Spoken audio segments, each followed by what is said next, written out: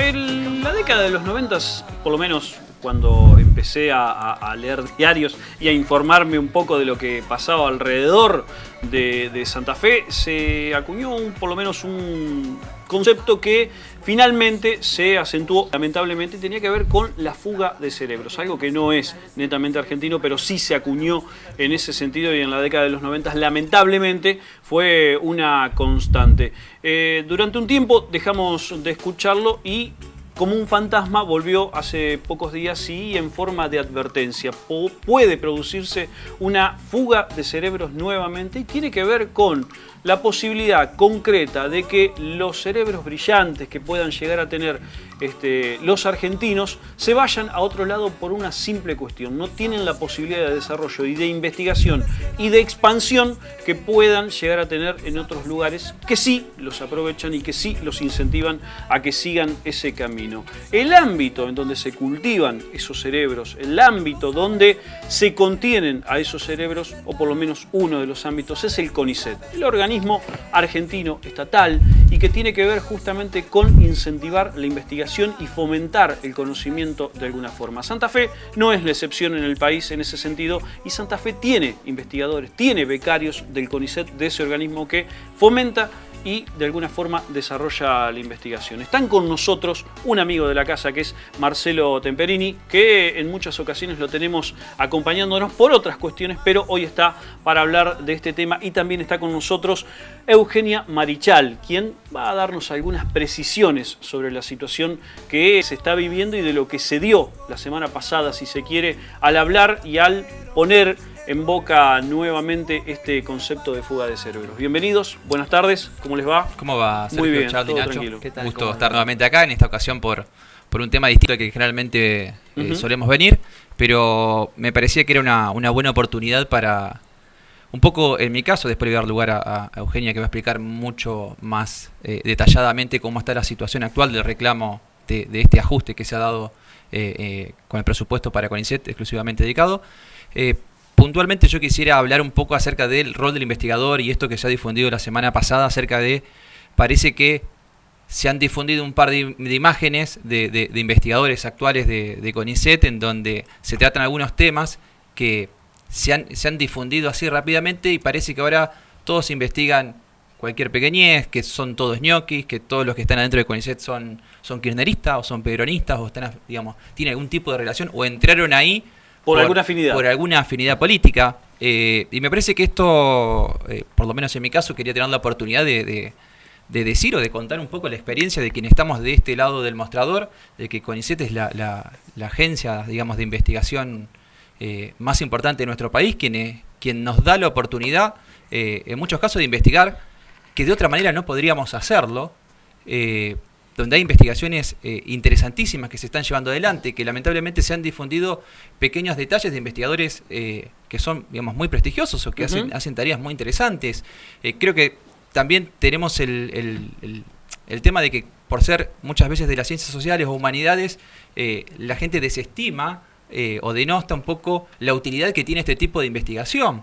Digamos, como que si no fuera que se investigan temas... fórmulas científicas. Claro, como que si uno no investigara en bioquímica o el desarrollo de una nueva vacuna, como que la investigación no tiene sentido. Y la verdad es que, como hablaban con es exactamente lo contrario. Claro, como la abogada que estuvo en la nota anterior, digo, exactamente lo mismo. Se estudian temas de violencia de género, de salud pública, de medio ambiente, en mi caso de seguridad, defensa... Digo, me parece que son temas que de no existir esa posibilidad no se estarían desarrollando.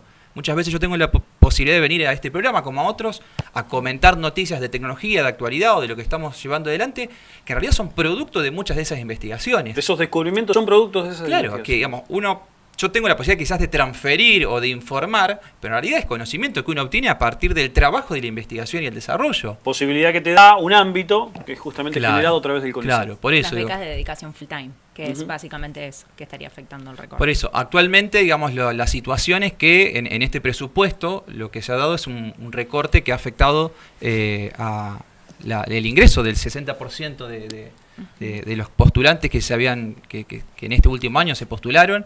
Y la verdad es que se venía llevando un incremento en el presupuesto nacional a ciencia y tecnología, que en el punto más alto, y esto también está bueno para tenerlo como comparación con otros países.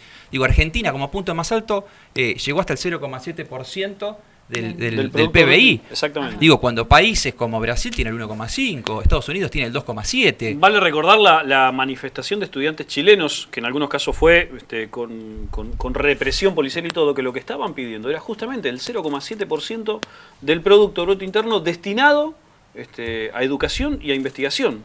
Esa era la consigna, básicamente. ¿Mm? Sí, acá en nuestro caso, bueno, no quiero dejar de enfatizar lo que dijo Marcelo de la transparencia del organismo, que como cualquier organismo público, y creo que los privados también, puede tener algunos defectos y es perfectible en cuestiones que son discutibles, pero sí, hay que decirlo, es un organismo que implica que para ingresar como becario, que uno aún no es trabajador cuando es becario, es precisamente eso, becario, tiene que ser graduado de una carrera, mínimo. Y ahí es sometido al primer proceso de evaluación, el que tiene que presentar un plan de trabajo. Para eso necesita un director, un lugar de trabajo, y el armado del plan ya es un esfuerzo. Ese plan es evaluado por expertos y ahí uno compite en distintas comisiones, hay una distribución disciplinaria y demás. Es una competencia, hasta ahí es una competencia sumamente intelectual. Para ingresar. Para ingresar. En general entran solamente los mejores promedios, porque se tiene en cuenta el promedio de la carrera de grado, entre otros ítems. Para el ingreso a la beca, sí. Y ahí uno tiene 5 años de dedicación. Ahora son de corrido. Antes incluso había un corte en donde te evaluaban a la mitad. Yo soy de ese grupo. A la mitad te volvían a evaluar. Si venías bien, te renovaban la beca. Si no, no. Ahí tenías que terminar tu tesis doctoral. Si la terminabas, luego te daban otra beca. Seguíamos siendo becarios. Son 2 años más. Y uno ahí hace lo que se llama postdoctorado. Es decir, profundiza aún más su línea de investigación. Luego de eso, en mi caso a su vez 2 años más porque hice una maestría primero. Entonces hay gente como yo que lleva 9 años de formación en calidad de becario, es decir, no tengo aportes jubilatorios, esa es la situación. Bueno, luego de todo este recorrido, si uno venía sometiéndose a esas instancias de evaluación que implican publicación de papers, que son artículos académicos en donde uno condensa los resultados y eso es centralmente lo que da el puntaje, pero todos, por lo menos nuestro centro de investigación, cumplimos muchos otros roles en docencia, como hace Marcelo, en divulgación, extensión, no todos, pero todos estamos vinculados a otros espacios que se retroalimentan con los resultados de nuestra investigación. Activismo, militancia, tenemos compañeras que están en el área de género, de ambiente, es decir, vinculados a las ONG, vinculados al Estado, gente que estudia seguridad, que están vinculados a los funcionarios, es decir, podríamos dar... Las salidas son múltiples. La utilidad que tiene lo que uno hace. No es una utilidad inmediata. Lo que hace el investigador es producir un conocimiento que se configura en un aporte para luego poder aportarle conceptos, herramientas y demás a los movimientos sociales, a los funcionarios. Es decir, pero luego el diseño de la política pública y la responsabilidad de implementarlo, la ejecución, la acción de las medidas, eso nos excede, digamos. Uno lo que hace es responsablemente elegir sus temas de investigación, vincularse, comprometerse, y bueno, y sometido siempre a estos procesos de evaluación. El último escalón es el ingreso a lo que se llama el SIC, si han visto la sigla, significa Carrera de Investigador Científico. Es decir, es la última etapa en la que vos ya sos doctor, postdoctor en algunos casos. Te vuelven a evaluar, esta es la más intensa de todas porque presentas un plan a 5 años, entre 3 y 5 años, con directores que tienen que ser gente súper formada. Y ahí recién, si ingresás, tenés calidad de trabajador y sos investigador full time del Estado. ¿Sí? Integrando grupos, a todo esto, otra cuestión importante, no son trayectorias individuales, ni hablar en las ciencias biológicas y demás, pero también en las ciencias sociales y humanas, los trabajos son de equipo, de discusión, de debate, es decir, cada uno de nosotros está inserto en un grupo, que al no poder avanzar en la carrera es un problema para el equipo también. Claro. Entonces, bueno, y lo que hubo ahora fue un recorte en el número de personas que ingresaban a la carrera del investigador científico. Es decir, y lo grave de esto fue que este proceso de evaluación del que estamos hablando, algunas personas no pasan ese proceso de evaluación, pero siempre hay un grupo de gente que lo pasa, no todos ingresan, pero el número que queda es muy bajo. Ahora la gente que, aún aprobando la evaluación, ha quedado afuera es alrededor de 500 personas, que comparado con otras veces, porque han ingresado muy pocos. El recorte, como dijo Marcelo, fue el 60%. Claro, un montón de investigadores que presentaron su plan, que tenían todas las condiciones académicas para entrar, hoy están quedando afuera por falta de presupuesto. ¿En Santa Fe hay algún tipo de estadística que se pueda llegar a manejar o estamos ciegos de números? La información oficial que brindó CONICET a partir de la publicación de los resultados, que está en la página, es pública, cualquier ciudadano puede acceder. Son las 2 resoluciones en donde están los listados de las postulaciones admitidas y las denegadas. Entonces esos son los únicos números exactos. De ahí uno puede deducir, porque ahí aparece el nombre y el lugar de trabajo, entonces uno podría más o menos deducir. Lo que hemos estimado en Santa Fe es que hay aproximadamente unas 25 personas que han sido aprobadas, aproximadamente 40 personas que han sido avaladas por las comisiones evaluadoras, es decir, que hemos pasado ese proceso de evaluación y no hemos ingresado, y alrededor entre otros 40 a 45 que están por fuera, pero que no han pasado el proceso de evaluación. Los no recomendados, ese es el término técnico. ¿Cuál es la instancia que sigue ahora para esas personas? Bueno, este es un caso atípico. En otros casos, digamos, cuando quedaba no tanta gente afuera, por cuestiones presupuestarias siempre había algunos casos, no tantos, y la vía era una vía administrativa, como puede pasar con cualquier concurso público en la administración pública, que uno quiera cuestionar una decisión, es decir, a mí el comité experto me evaluó bien porque yo no ingresé, entonces uno tiene las vías administrativas, en este caso un recurso de reconsideración. ¿Cuál es el problema? Ahora somos 500 personas. Y entonces, bueno, eso generó, todos vamos a presentar recursos de reconsideración, la gran mayoría, por lo menos los que estamos en contacto, pero bueno, hubo un primer momento álgido, que fue la toma en Buenos Aires, que eso fue bastante la semana mediático. pasada. Sí, 4 días duró, si no me equivoco. Sí, fue desde el lunes, 5 hasta el viernes, del lunes hasta el viernes que se negoció un acuerdo. Sí. Y eso comenzó a tener réplicas en varios CCT, Centros de Ciencia y Tecnología en el interior. Y bueno, acá en Santa Fe nosotros no hicimos toma, pero sí hubo una convocatoria hicimos una serie de asambleas, tanto las personas que estábamos directamente afectadas por esta situación, es decir, que habíamos sido evaluados favorablemente y no ingresamos, como muchas muestras de apoyo de investigadores que ya están en el sistema, pero que están muy preocupados por estos recortes, por esto que digo que sin equipo uno no puede trabajar, becarios que en 1 año, 2, 3 van a estar en esa situación, que están haciendo la carrera por etapas, que están haciendo sus tesis y tienen la expectativa legítima de poder ingresar si cumplen con los requisitos de las comisiones y ven que esto que nos pasó ahora les va a pasar a los demás.